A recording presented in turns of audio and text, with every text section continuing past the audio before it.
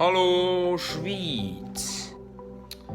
Heute ist ein sehr schöner Tag und darum gehe ich mit einem Kollegen auf Zürich.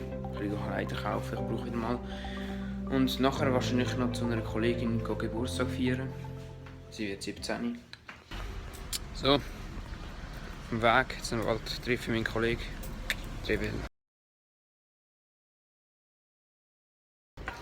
Wir sind in Zürich angekommen.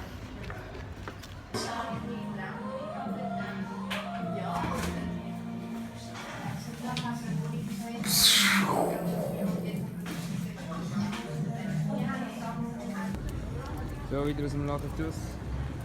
Fette Einkauf. Wir sind gerade auf dem Lindenhofplatz. Ich bin voll kaputt, aber der andere ist ja U-Läufer. Und jetzt schreibt mal in die Kommentare, wer denkt, das ist. Alter, vor der Polizei bei Grün übertampeln.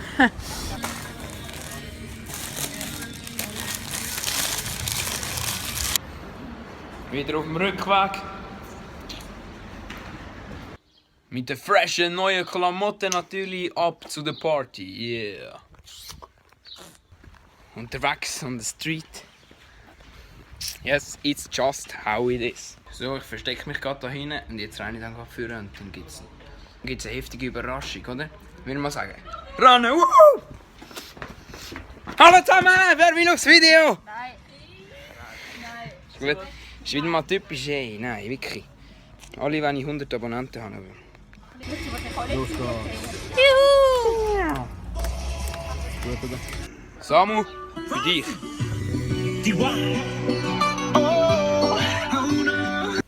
So, ich bin bei einem Kollegen und ich übernachte. Also, gute Nacht, Schweiz. So, das war es mit dem Vlog. Ich gehe jetzt noch heim und nach aufzugehen. Stay fresh. Bye.